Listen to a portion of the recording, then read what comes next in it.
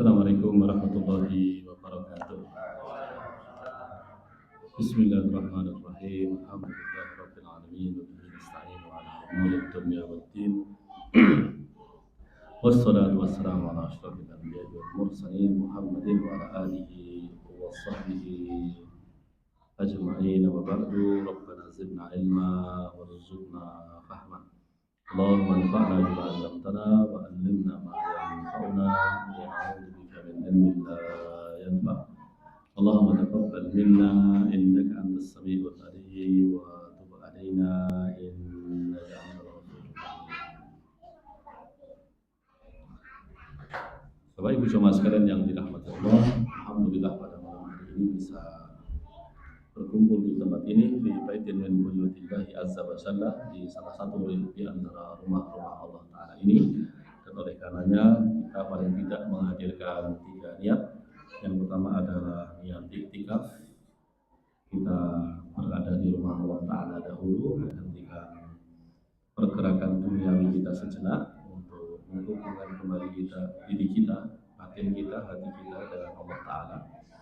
Yang kedua, kita menanti datangnya waktu sholat selanjutnya, dalam hal ini adalah sholat isya. Dan yang ketiga, kita beribadah dengan ibadah khas manusia, yaitu thalabul ilmi atau mencari ilmu. Bapak Ibu sekalian yang dirahmati Allah, sebetulnya aktivitas yang paling manusiawi itu belajar mengajar. Karena kalau di beberapa aktivitas yang lain itu kita dengan beberapa makhluk Allah yang lain itu juga melakukan. Misalkan kalau beribadah dengan ibadah tasbih, maka Quran menceritakan bagaimana seluruh benda di semesta ini bertasbih pada Allah. Subhanallahi ma fis samawati wa ma fil ardh. Semua yang ada di langit dan bumi itu bertasbih pada Allah. Kalau sholat, ya sebagian malaikat Allah ciptakan hanya untuk sholat saja. Kalau aktivitas-aktivitas biologis, ya, seperti makan, minum, bereproduksi, itu binatang juga melakukan. Ya, adapun yang khas manusia itu ya sebetulnya belajar mengajar. Makanya Nabi mengatakan kul aliman au muta'alliman au mustami'an wa la takun ar-rabi'ah fatahlik. Jadilah kamu ahli ilmu atau pencari ilmu atau pendengar ilmu, dan jangan jadi selainnya, nanti kamu binasa, kata Nabi kita Muhammad Sallallahu Alaihi Wasallam. Nah, Bapak Ibu sekalian yang dirahmati Allah, adapun yang kita pelajari yaitu adalah sirah Nabi kita Muhammad Sallallahu Alaihi Wasallam, dan kita sudah sampai ke bahasan tentang perang-perang yang harus dijalani oleh Nabi kita Muhammad Sallallahu Alaihi Wasallam. Bapak Ibu sekalian, total perang yang dihadapi kaum muslimin sepanjang Nabi Muhammad Sallallahu Alaihi Wasallam hidup itu sekitar 87 perang dalam waktu 7 tahun. 87 kalau bagi 7 berarti ketemunya 12 koma kan? Berarti kalau 12 dibagi 12 berarti sebulan sekali. Nah, itu dia. Adapun yang dipimpin oleh Nabi Muhammad SAW itu ada berapa? Ada 27. 27 kalau dibagi 7 ya berarti sekitar 4. 12 bagi 4 berarti 3. Berarti per 3 bulan sekali. 3 bulan sekali Nabi Muhammad harus berhadapan dengan peperangan. Nah, kalau yang dipimpin oleh Nabi Muhammad biasanya disebut dengan ghazwah. Kalau dipimpin oleh selain Nabi Muhammad dari kalangan para sahabat biasanya disebut dengan sariyah. Itu dia. Nah, tetapi disebut perang itu tidak selalunya terjadi benturan fisik. Kadang-kadang diparani melayu, kadang-kadang dikepung nyerah dan sebagainya.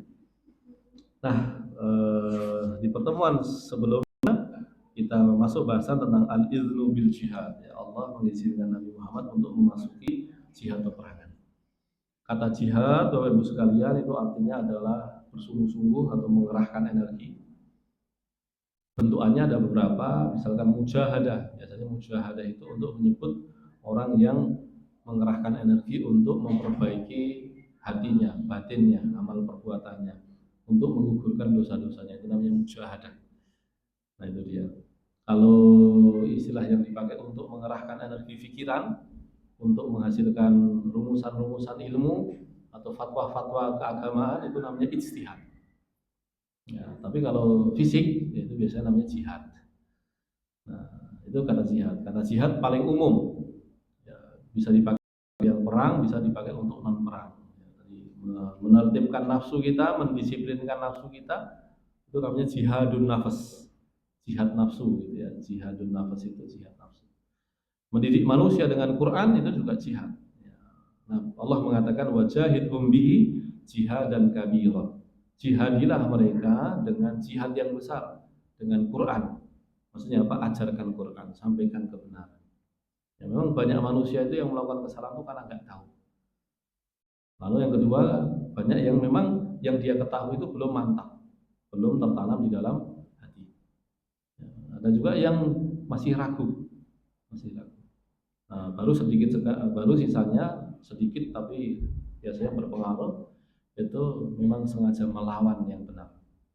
Ya, jadi sedikit tetapi kadang-kadang pengaruhnya besar, itu memang sengaja melawan yang benar. Nah, jihad, jadi kata jihad itu bisa untuk mendidik nafsu, untuk mengajari manusia, tapi juga punya makna perang. Nah, di tahun kedua Hijriah, Nabi Muhammad SAW diizinkan oleh Allah Subhanahu Wa Taala memasuki jihad peperangan ini. Nah, ketika perintah itu turun, maka kemudian Nabi mengirimkan beberapa sahabatnya, kadang kecil, kadang besar, kadang kelompok kecil, kadang kelompok besar, kadang 10 orang, 20 orang, 100 orang, 200 orang, ya, untuk melakukan ekspedisi, melakukan perjalanan ke wilayah-wilayah tertentu, mengamati, melihat kondisi, melihat situasi. Yang sudah kita ulas ada sariyahnya Hamzah bin Abdul Muthalib, ya, yang memimpin adalah Hamzah, ya, seorang kesatria, pamannya Nabi Muhammad, tapi usianya beda-beda dikit saja. Jadi Pak Lie tur umurannya yo ming beda sedikit gitu ya, ming koyo kakangnya dhewe gitu. Tapi tadi tidak terjadi perang, ada perang tapi tidak terjadi benturan senjata yang dikejar lari. Ada juga sariyahnya Ubaidah bin Haris, ya. Lalu juga ada sariyahnya Abdullah bin Jahash, ya, itu di antaranya. Adapun kita juga sempat membahas bahwa orang yang pertama kali meninggal dari kalangan kaum muslimin di Madinah itu namanya Kulsum bin Hidmin. Kulsum bin Hidm. Kulsum ini laki-laki, ya. Laki-laki. Kulsum itu lanang. Jadi kalau di bahasa kita Kulsum ini kesannya wedok. Nah, tapi sebetulnya dia nama untuk laki-laki. Kalau anaknya Nabi Ummu Kulsum, ibunya Kulsum. Tapi kata Kulsum sendiri biasanya dipakai untuk nama laki-laki. Nah, banyak nama-nama yang kesannya perempuan tapi untuk laki-laki. Muawiyah itu laki-laki. Lalu sinten? Umayyah laki-laki. Hamdalah laki-laki. Hudzaifah laki-laki. Tapi ada juga nama-nama yang tidak pakai ta marbuthah tapi untuk laki, untuk perempuan. Hindun, itu perempuan, ya. Asma itu perempuan dan sebagainya. Nah, jadi yang pertama kali meninggal dari kalangan kaum muslimin di Madinah sejak hijrahnya Nabi adalah Kulsum bin Al-Hidam. Agak sulit namanya, Al-Hidami. Nah, itu dia. Adapun perang-perang yang dipimpin oleh Nabi Muhammad SAW ada perang Abwa di Safar ala ra'si 12 syahran minal hijrah, ya, jadi di bulan ke-12 Hijriah yaitu Safar, ya, itu kharaja Rasulullah SAW fi awwali ghazwatin lahu. Ini perang yang pertama kali dipimpin Nabi Muhammad SAW, namanya perang Abwa. Bahya ghazwatul Abwa wa tusamma waddan li'tiradi qafilatin li Quraisy. Ya. Disebut juga dengan perang Waddan, ya, perang Abwa atau Waddan. Tujuannya apa? Untuk mencegat rombongan dagangnya orang Quraisy. Jadi seperti merampok sebetulnya. Kenapa kok boleh? Ada ceritanya. Jadi Bapak Ibu sekalian, orang-orang Islam yang berhijrah dari Mekah ke Madinah itu secara moral orang Arab itu sebetulnya nggak boleh diambil hartanya. Ngerampas harta itu nggak boleh. Orang Quraisy itu juga nggak boleh, tidak membolehkan hal itu. Itu sesuatu yang aib. Tapi apa yang terjadi ketika orang-orang Islam itu pindah ke Madinah, hijrah, itu banyak yang kemudian rumahnya dijarah, diambil hartanya. Maka kemudian Nabi Muhammad berinisiatif untuk apa? Orang-orang rombongan dagang Quraisy dicegat di jalan, diambil hartanya. Dan memang musuh utamanya Nabi saat itu adalah orang Quraisy, karena mereka lah yang secara tenanan menghalangi Nabi Muhammad untuk menyampaikan dakwah Islam. Maka rombongan dagangnya, dan itu salah satu cara untuk melemahkan orang Quraisy. Karena apa? Orang Quraisy itu hidup dari perdagangan. Seperti kita ketahui ayatnya, Bapak Ibu sekalian hafal nggih? Ila fihim rihlatasy syita'i was-shayf. Kebiasaan mereka adalah melakukan perjalanan dagang di bulan atau di musim dingin serta di musim panas. Di musim panas biasanya biar nggak kepanasan itu rombongannya menuju ke Syam, ke utara. Biar apa? Biar nggak kepanasan. Karena kalau ke utara itu ke wilayah subtropis, kalau pas musim panas di sana terasa lebih dingin. Tapi kalau di musim dingin itu biasanya malah ke selatan, ke daerah Yaman. Kenapa? Karena kalau di musim dingin di Yaman itu ternyata lebih hangat, sehingga tidak terlalu dingin. Itu kebiasaan orang Quraisy. Nah, maka kemudian Nabi berinisiatif. Nah, satu-satunya opsi kan nggak mungkin mencegat rombongan dagang Quraisy yang mau ke selatan. Ya woro loh ngubungnya kaduan. Tapi beda dengan rombongan dagang yang ke utara ke arah Syam, itu jelas melewati jalur Madinah. Maka dengan mencegat rombongan dagang itu keuntungannya banyak. Satu, bisa mendapatkan dagangannya orang Quraisy, ya, itu sebagai bentuk Nabi mengambil kembali harta kaum muslimin yang dulu dirampas oleh orang Quraisy. Yang kedua adalah ya, itu akan melemahkan Quraisy karena sumber keuangan atau ekonomi Quraisy itu adalah perdagangan. Ya, tapi tadi tidak berhasil ya, rombongannya berhasil melewati. Mungkin karena ini pengalaman pertama, hitungannya belum masuk ya, belum sesuai dengan target yang diharapkan. Ternyata rombongan dagangnya Quraisy itu memilih jalan yang berbeda. Lalu kemudian ada juga perang Buwa. Summa kharaja Rasulullah sallallahu alaihi wasallam fi Rabiul Awal ala ra'si salasati ashar syahran min hijratihi. Ya, hanya dengan kalau tadi bulan ke-13 ya, bulan ke-13 sejak Nabi itu berhijrah. Kalau ini bulan ke-13 sejak Nabi hijrah. Fi ghazwatihi tsaniyah wa hiya ghazwatu Buwat. Liltiradi qafilatin li Quraisy. Laki-laki tujuannya sama. Tujuannya sama untuk mencegah rombongan dagang, orang-orang Quraisy itu. Ya, tapi tadi tidak terjadi benturan, tidak terjadi pembunuhan. Lalu kemudian perang Usyairah. Summa kharaja Rasulullah sallallahu alaihi wasallam fil ghazwa as-salisah wa hiya ghazwatul Usyairah.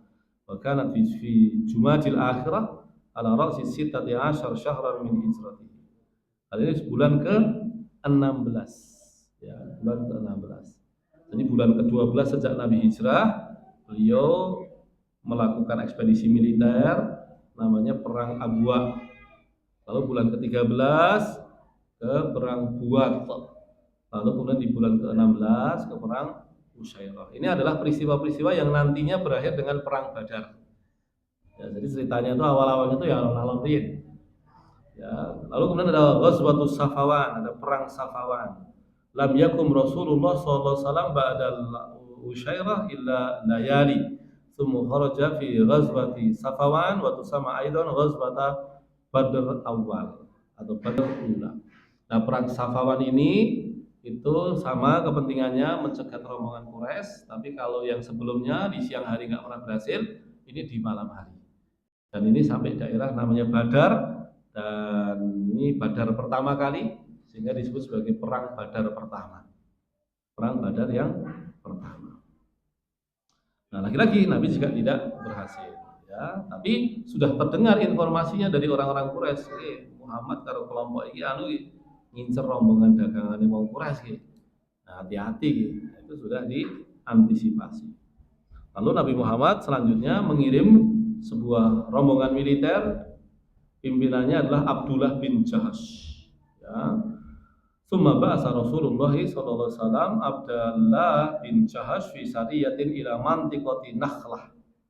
Ya, beliau disuruh ke sebuah daerah namanya Nakhlah.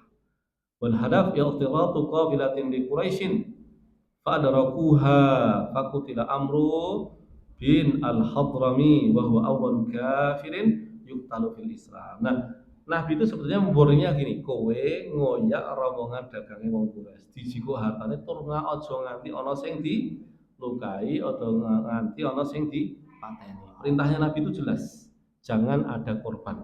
Karena kepentingannya murni, ya, kepentingannya politik dan ekonomi, bukan sampai pada pembunuhan orang. Itu tujuan utamanya. Tapi apa yang terjadi di syariahnya Abdullah bin Jahash ini ada yang meleset. Ya, sebagian menceritakan bahwa saat itu ada yang menembak panah dari jarak jauh, sebetulnya untuk nakut-nakuti, ternyata kena orang. Matilah kemudian seorang kafir namanya adalah Amru bin Hadrami. Amru bin Hadrami itu adalah orang kafir yang pertama kali mati dalam peperangan melawan kaum muslimin. Ya. Wa usira Utsman bin Abdullah wal Hakam bin Kaisan wa ghanimu kullama fil qafilah. Nah, lalu kemudian tidak hanya sekedar ada yang terbunuh, ada dua orang ditawan, yaitu Utsman bin Abdullah dan Hakam bin Kaisan. Ya, lalu kemudian rombongan dagang itu berhasil diambil alih oleh kaum muslimin. Kaum muslimin mendapatkan harta cukup besar yang berguna bagi perekonomian kaum muslimin. Fakana fi sariyatin Nakhlah biqiyadati Abdullah bin Jahash awwalu qatilin wa awwalu asra wa awwalu ghanaim fil Islam. Nah, perang ini Bapak Ibu sekalian tadi perang yang pertama kali satu memakan korban. Dan korban pertama dari orang kafir tadi namanya adalah Amru bin Hadrami. Kemudian yang kedua, inilah yang pertama kali kaum muslimin menawan orang Quraisy, menawan lawan politiknya, ya, lawan atau musuhnya. Yang ketiga adalah yang pertama kali dapat ghanimah itu juga. Nah, perang itu kemudian korban itu yang kemudian nanti dimarahi Kanjeng Nabi. Kok bisa kamu sampai bunuh orang? Padahal saat itu bulannya bulan termasuk bulan haram. Ya, makanya kemudian dikritik keras oleh orang-orang Quraisy. Ini kok bisa-bisanya terjadi peperangan di bulan haram? Itu sesuatu yang nggak boleh. Bagi orang Arab itu sesuatu yang tabu. Ya, tapi nanti Allah lah yang membela kaum muslimin. Jadi Nabi tidak jadi marah. Kenapa? Allah yang membenarkan. Ya, bahwa perang di bulan haram itu sesuatu yang memalukan, sesuatu yang tidak layak, sesuatu yang tidak pantas. Tapi mencegah orang beriman, menghalangi orang untuk beriman kepada Allah itu dosanya lebih besar, dosanya lebih serius. Ya, oleh karena itu meskipun itu adalah kesalahan, tapi masih bisa dimaklumi.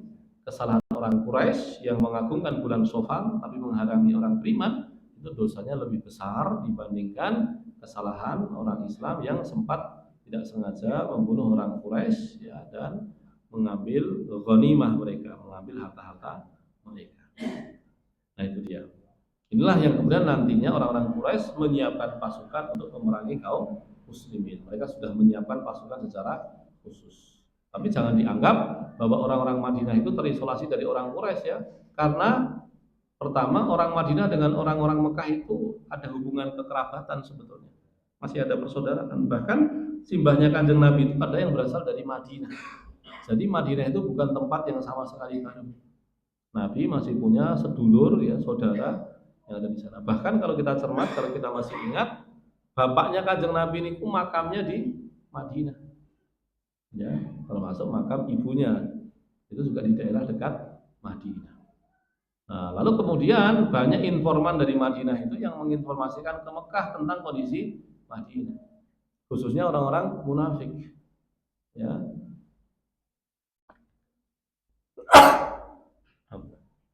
Nah, Orang munafik itu, Bapak Ibu sekalian, secara istilah artinya adalah orang yang, secara bahasa munafik itu artinya adalah orang yang menampak-nampakkan kebaikan tapi menyembunyikan keburukan. Itu munafik. Tapi secara istilah syariat, munafik itu artinya orang yang menampak-nampakkan iman tapi sebetulnya menyimpan kekufuran. Nah, bentuknya bagaimana? Di antara yang paling marai gondok itu apa? Orang-orang seperti Abdullah bin Ubay bin Salul. Itu kalau sholat di belakang kanjeng Nabi, ya, dia karena juga sesepuh ya di masyarakatnya, itu sering ikut terlibat musyawarah dengan Nabi. Tapi sukanya ngisruh kanjeng Nabi. Bahkan dialah termasuk yang menginformasikan kondisi Madinah kepada orang-orang Mekah. Dialah yang ingin agar Mekah itu runtuh. Ya, dialah yang ingin Mekah itu kalah. Karena dia tidak suka pada kanjeng Nabi. Lahiriahnya Islam, zahirnya Islam, ya, tetapi tidak suka dengan Islam, tidak suka dengan kaum muslimin, tidak suka dengan ajaran-ajaran Islam. Itulah orang munafik. Nah, lalu di tahun kedua ini, Bapak Ibu sekalian, ada kejadian-kejadian yang menarik ya sebelum terjadinya perang Badar. Di antaranya apa? Tahwilul kiblah. Bapak Ibu sekalian, dulu orang Islam itu sholatnya yang wajib itu bukan sholat 5 waktu. Sholat 5 waktu itu belakangan kewajibannya. Awalnya sholat malam. Qumil laila illa qalila nisfahu aw inqus minhu qalila. Itu awal-awal wajib sholat itu sholat malam. Itu pun juga belum lengkap, belum berdiri rukuk sujud dan sebagainya. Ya, masih berdiri doa gitu ya. Sujud-sujud juga belum dilakukan. Karena memang dulu di syariat lama sholat itu ada yang berdiri saja, ada yang rukuk saja, ada yang sujud saja. Itu masih acak gerakannya. Lalu belakangan sholat itu diwajibkannya di awal siang dan di akhir siang. Ya. Torofayin nahari wa zulafam minal lail. Awal dan akhir siang gitu ya, dan awal malam. Nah, baru nantinya adalah sholat 5 waktu. Nah, adapun kiblatnya, Bapak Ibu sekalian, ketika masih di Mekah, kiblatnya itu malah Masjidil Aqsa yang sekarang dikuasai orang-orang Zionis Israel yang dihadap itu. Itu kiblat pertama kita sebetulnya. Dan Nabi Muhammad dahulu mensiasatinya apa? Karena beliau cinta pada Ka'bah, cinta kepada Masjidil Haram, maka kalau beliau sholat itu ngadep utara, agak miring dikit. Kenapa? Biar bisa ngadep Masjidil Haram dan Masjidil Aqsa dalam satu garis lurus. Itu begitu. Begitu pindah ke Madinah, Nabi sedih. Kenapa? Karena Madinah itu lokasinya di utara Mekah, makanya sholat yang ngadep ke utara membelakangi Ka'bah, membelakangi Masjidil Haram. Itu. Nah, salah satu tujuannya apa? Agar orang-orang Yahudi itu tahu bahwa orang-orang Islam dalam syariatnya Muhammad SAW itu menghormati, memuliakan Masjidil Aqsa. Masjidil Aqsa itu dibangun oleh Nabi Ishak, sementara Masjidil Haram dibangun oleh Nabi Ismail. Sama-sama dibangun oleh Ibrahim, tapi dengan partner yang berbeda. Masjidil Haram dibangun Ibrahim ya dengan partner dibantu oleh anak laki-lakinya yang namanya Ismail. Sementara Masjidil Aqsa dibangun oleh Nabi Ibrahim dengan partner bantuan anak laki-lakinya yang namanya Ishak. Ketika kaum muslimin di Madinah sholat menghadap ke utara, harapannya orang-orang Yahudi itu terikat hatinya. Apalagi orang Yahudi itu sebetulnya tahu betul bahwa Muhammad itu Nabi. Istilahnya Quran itu apa? Ya'rifunahu kama ya'rifuna abna'ahum. Mereka itu kenal kanjeng Nabi kaya dene kenal anake lanang. Kaya kenale anak-anake dhewe. Sangat kenal. Bahkan sebelum Nabi Muhammad diutus, mereka sudah sesumbar ngomong apa? Besok Nabi terakhir kami akan muncul. Kalau Nabi terakhir kami muncul, ya kami akan memerangi bangsa Arab. Itu yang mereka yakini dari kitab-kitab lama mereka. Tapi mereka mangkel, sengit karena ternyata Nabi terakhirnya jebule wong Arab, bukan orang sesama ras Yahudi.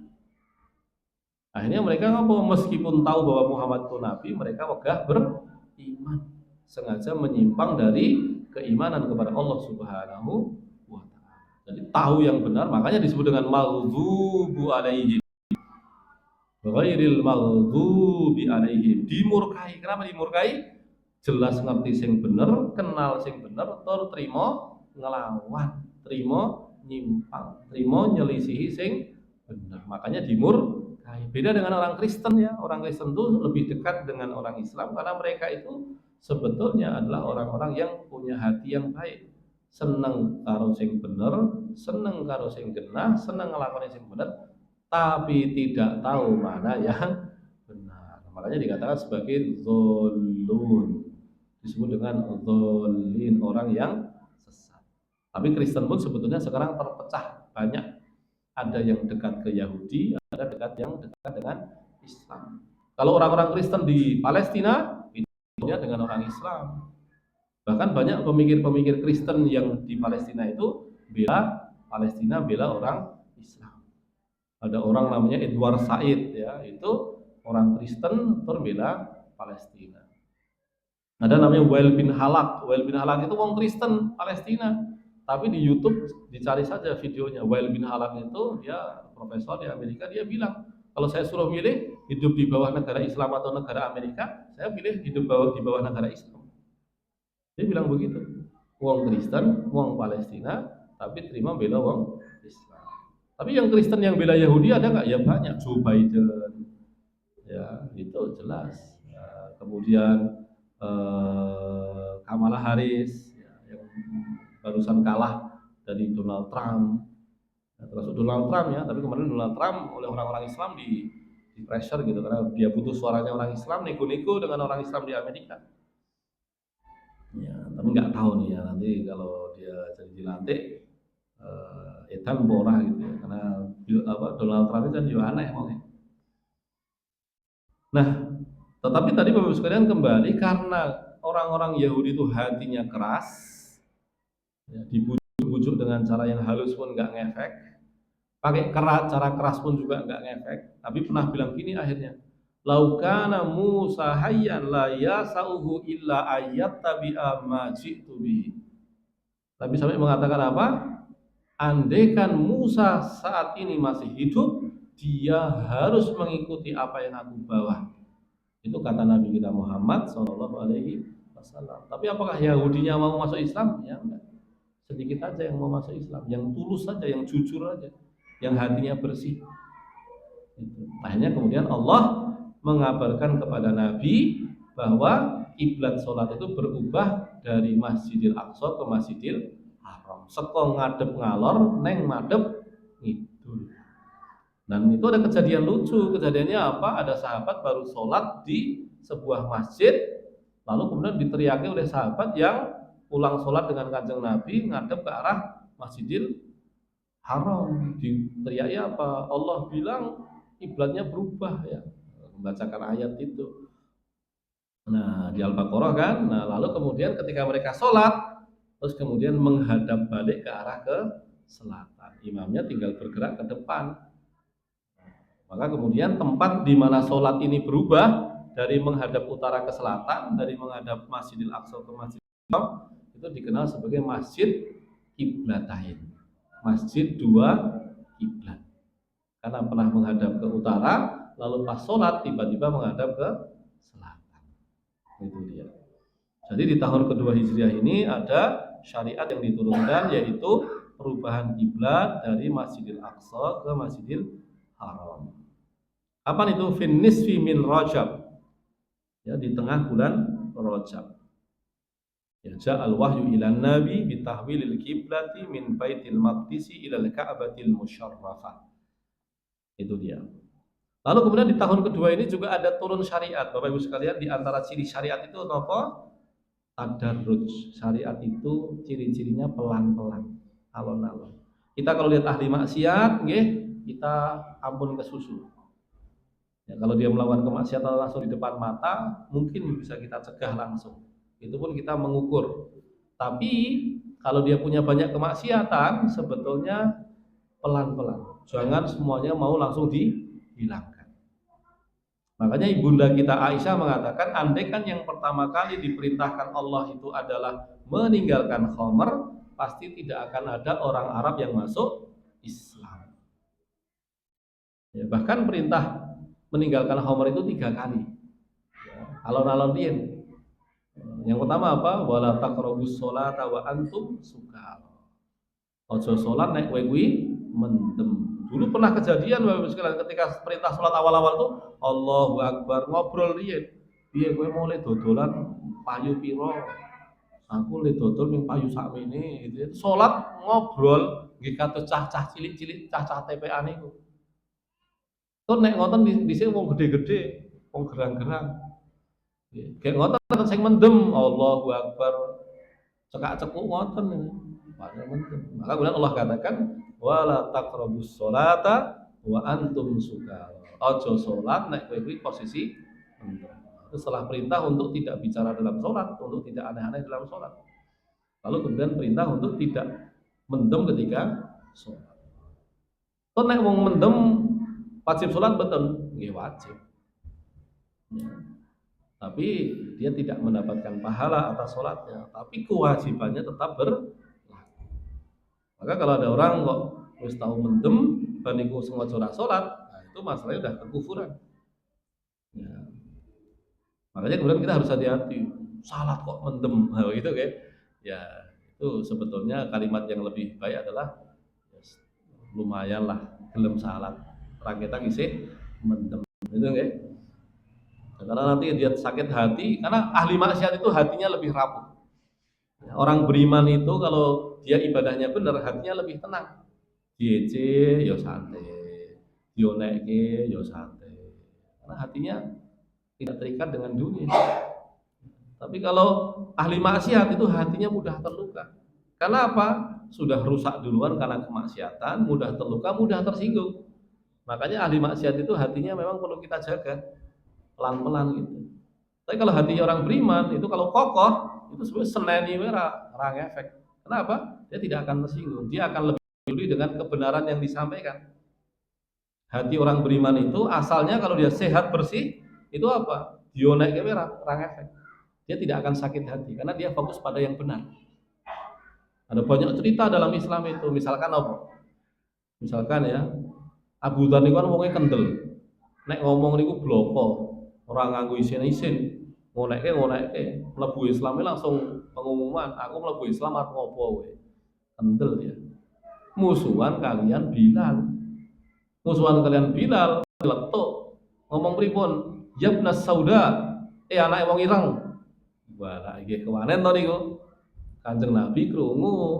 Kanjeng Nabi njuk duka dionekke. Nabi katakan apa kepada Abu Dhar? Innaka mru'un fika jahiliyah.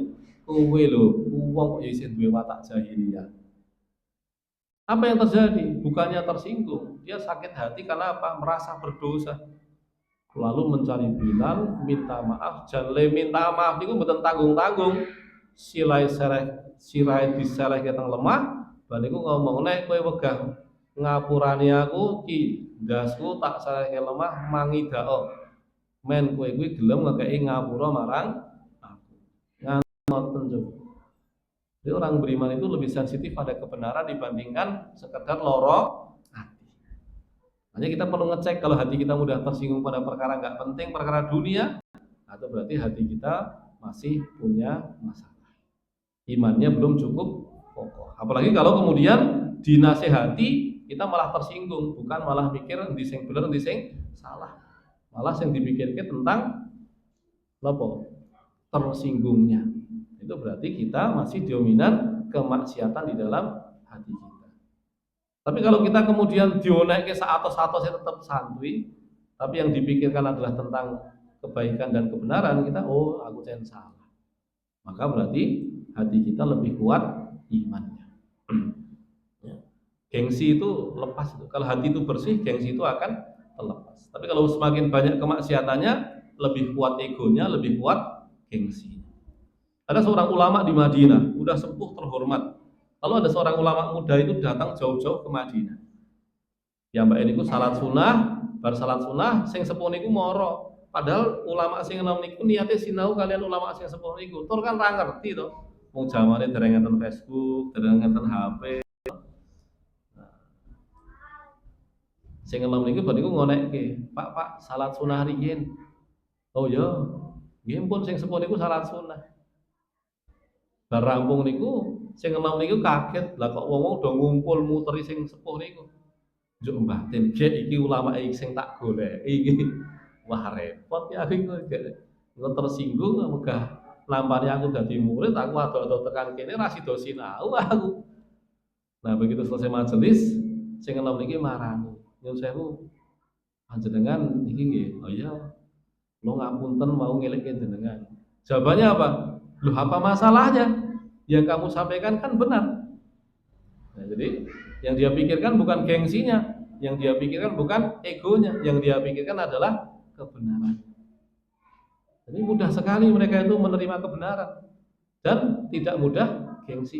Tapi kalau hati itu penuh kemaksiatan dan lemah iman, yang kuat gengsinya. Ya, sementara tidak memikirkan tentang yang benar. Itu dia. Nah, jadi Bapak Ibu sekalian dirahmati Allah, kembali tadi ahli maksiat itu hatinya rapuh.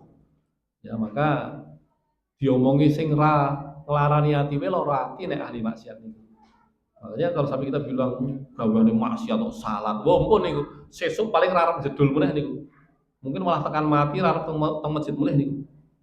Nah, senajan atine niku kebak maksiat lagi pengen tobat kesinggung wis niku jenengan dieling-eling niku. Ya, hati orang ahli maksiat itu mudah tersinggung, makanya kita perlu hati.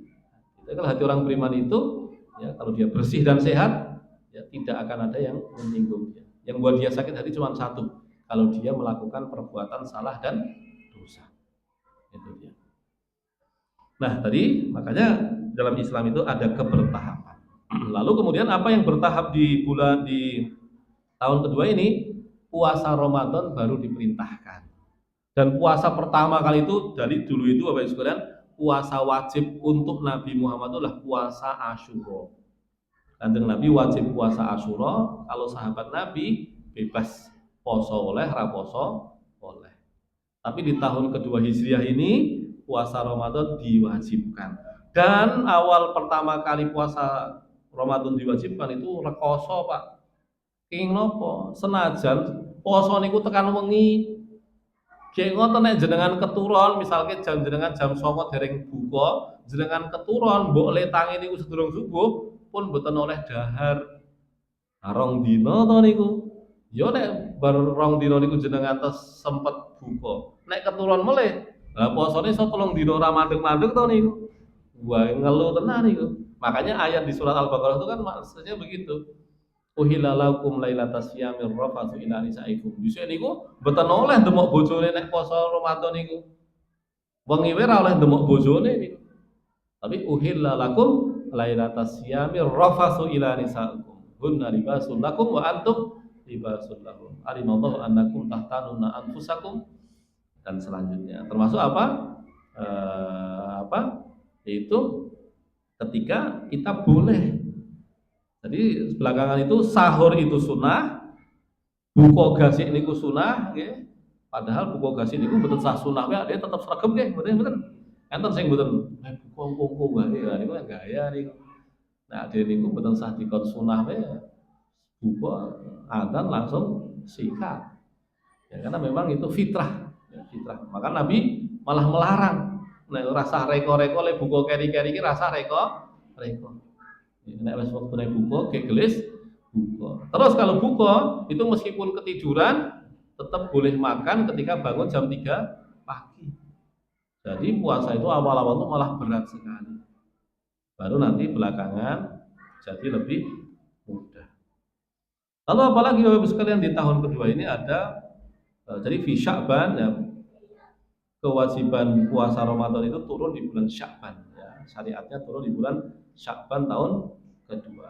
Ya, di Rajab itu kewajiban ada perubahan kiblat ya, kemudian habis Sya'ban nggih bar niku napa Rajab nggih Rajab ruwah poso bodo mulai nggih habis itu Syawal kemudian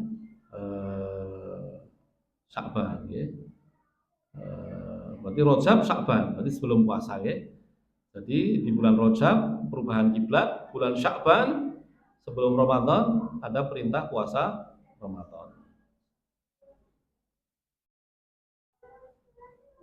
Nah, seumur hidup Kanjeng Nabi niku nemoni Ramadan niku namung 9 kali saja.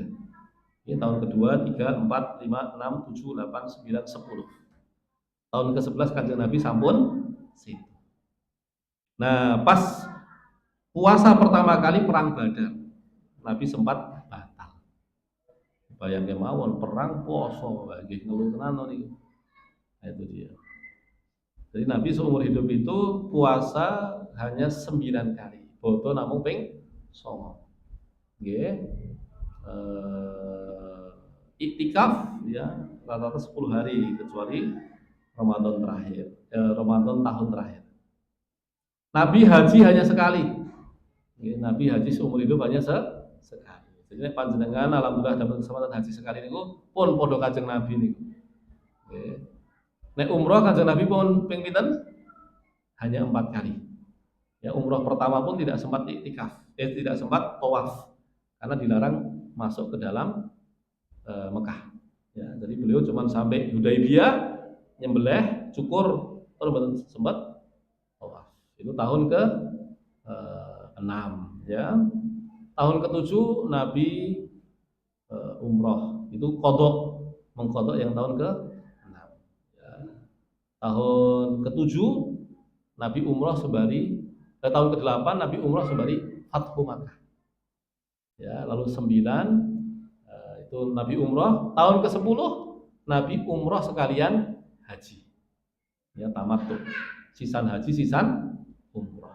Jadi Nabi itu Ramadan namung ping 9, ade mung ping pinten? Saya bawa sing sepuh pun poso ping pinten? Pun ping 7 nggih. Yang yuswane pun 70 tahun, puasa sejak umur 10 tahun sudah merasakan puasa 60 kali. Niku berarti kan pun tikel-tikele Kanjeng Nabi nggih. Ya, Nabi cuma 9 kali. Haji cuma sekali. Umroh cuma 4 kali. Itu. Terus kemudian di bulan tahun kedua ini, di bulan Sya'ban juga ada perintah zakat fitrah. Bapak Ibu sekalian, zakat fitrah itu istilah lainnya adalah zakat badan. Kalau zakat mal itu zakat harta. Jadi Sya'ban minas sanah tsaniyah lil hijrah ja'al wahyu ila nabi bi fardhi zakatil fitr wa furidat qabla fardhi zakatil amwal. Adapun zakat mal nanti beberapa bulan kemudian baru wajib zakat mal. Nah, Bapak Ibu sekalian dirahmati Allah, itu di antara hal-hal yang muncul di tahun kedua sebelum terjadinya perang Badar yang besar. Oke, sekarang sudah pukul 18.55, oke, ada 3 menit. Nah, mungkin kita cukupkan dahulu. Insya Allah di pertemuan selanjutnya kita baru membahas tentang perang Badar yang besar. Sehingga kesimpulannya di bahasan kita pada petang hari ini, ya Nabi Muhammad ya setelah tahun kedua Hijriah, berarti usia beliau saat itu sudah 55 tahun, sudah 15 tahun jadi nabi. Kanjeng Nabi baru mendapatkan perintah jihad. Ya, awal-awal dengan syariah, beliau mengirimkan sahabat untuk mendatangi banyak wilayah, mengincar orang-orang Quraisy tapi tidak berhasil. Hingga kemudian Nabi pun juga begitu, tidak berhasil ya, sampai kemudian syariahnya Abdullah bin Jahsh. Ya. Kemudian